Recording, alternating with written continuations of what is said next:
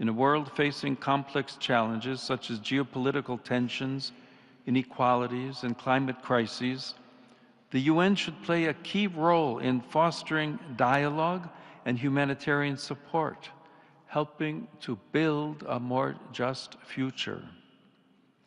Efforts are therefore needed to ensure that the United Nations not only reflects the situation of today's world rather than that of the post-war period, but that it is also more focused and efficient in pursuing policies aimed at the unity of the human family instead of ideologies.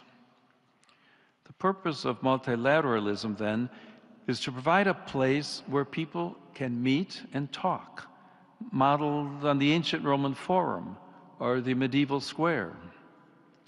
At the same time, in order to engage in dialogue, there needs to be agreement on the words and concepts that are used. Rediscovering the meaning of words is perhaps one of the primary challenges of our time. When words lose their connection to reality, and reality itself becomes debatable and ultimately incommunicable, we become like the two people to whom St. Augustine refers, who are forced to stay together without either of them knowing the other's language. He observes that, I quote, "Dumb animals, even those of different species, understand each other more easily than these two individuals. For even though they are both human beings, their common nature is no help to friendliness when they are prevented by diversity of language from conveying their sentiments to one another, so that a man would more readily converse with his dog than with a foreigner." End of quote. Today, the meaning of words is ever more fluid, and the concepts they represent are increasingly ambiguous. Language is no longer the preferred means by which human beings come to know and encounter one another. Moreover, in the contortions of semantic ambiguity, language is becoming more and more a weapon with which to deceive or to strike and offend opponents. We need words once again to express distinct and clear realities unequivocally. Only in this way can authentic dialogue resume without misunderstandings. This should happen in our homes and public spaces, in politics, in the media, and on social media. It should likewise occur in the context of international relations and multilateralism, so that the latter can regain the strength needed for undertaking its role of encounter and mediation. This is indeed necessary for preventing conflicts and for ensuring that no one is tempted to prevail over others with a mindset of force, whether verbal, physical, or military. We should also note the paradox that this weakening of language is often invoked in the name of freedom of expression itself. However, on closer inspection, the opposite is true, for freedom of speech and expression is guaranteed precisely by the certainty of language and the fact that every term is anchored in the truth. It is painful to see how, especially in the West, the space for genuine freedom of expression is rapidly shrinking.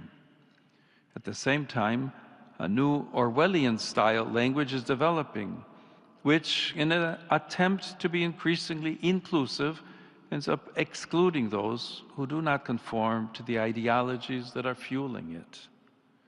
Unfortunately, this leads to other consequences that end up restricting fundamental human rights, starting with the freedom of conscience.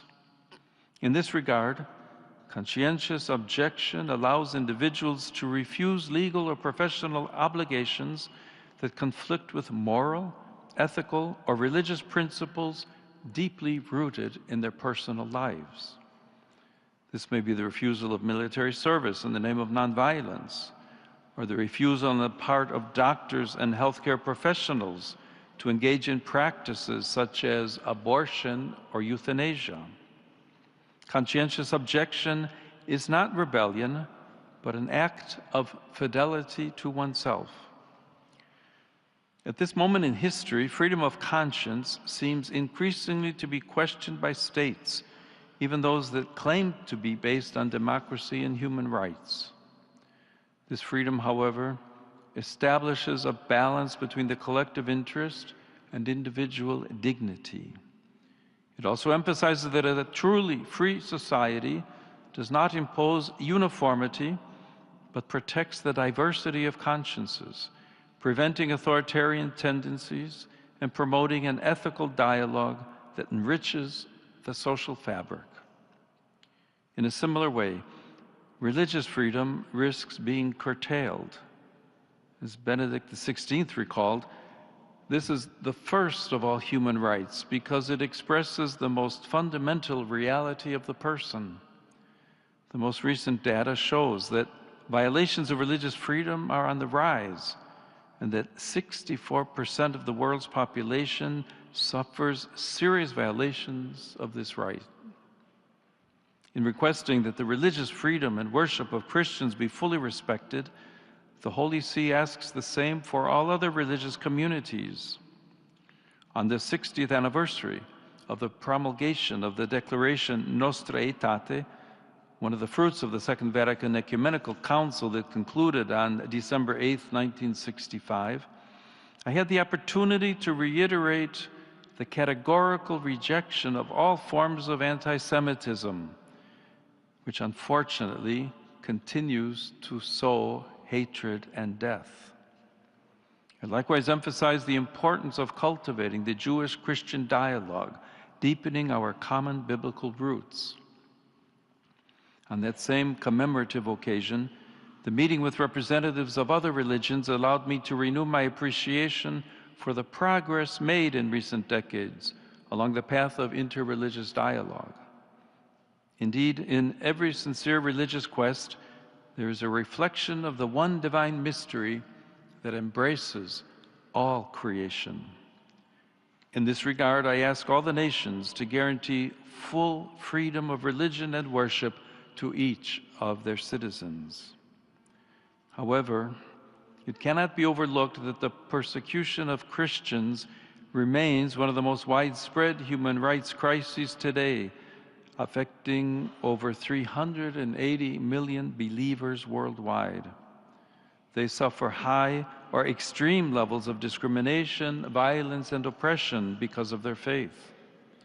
This phenomenon impinges on approximately 1 in 7 Christians globally, and it worsened in 2025 due to ongoing conflicts, authoritarian regimes, and religious extremism. Sadly, all of this demonstrates that religious freedom is considered in many contexts more as a privilege or concession than a fundamental human right. Here I would especially call to mind the many victims of violence, including religiously motivated violence in Bangladesh, in the Sahel region, and in Nigeria, as well as those of the serious terrorist attack last June on the parish of St. Elias in Damascus. Nor do I forget the victims of jihadist violence in Cabo Delgado, Mozambique.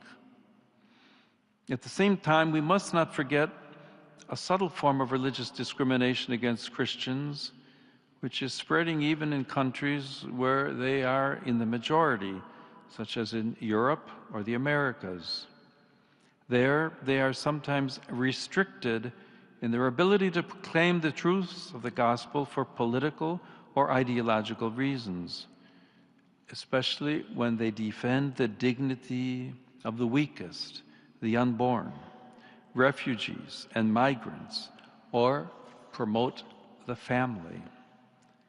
In its international relations and actions, the Holy See consistently takes a stand in defense of the inalienable dignity of every person. It cannot be overlooked, for example, that every migrant is a person and as such has inalienable rights that must be respected in every situation. Not all migrants move by choice. But many are forced to flee because of violence, persecution, conflict, and even the effects of climate change, as in various parts of Africa and Asia. In this year,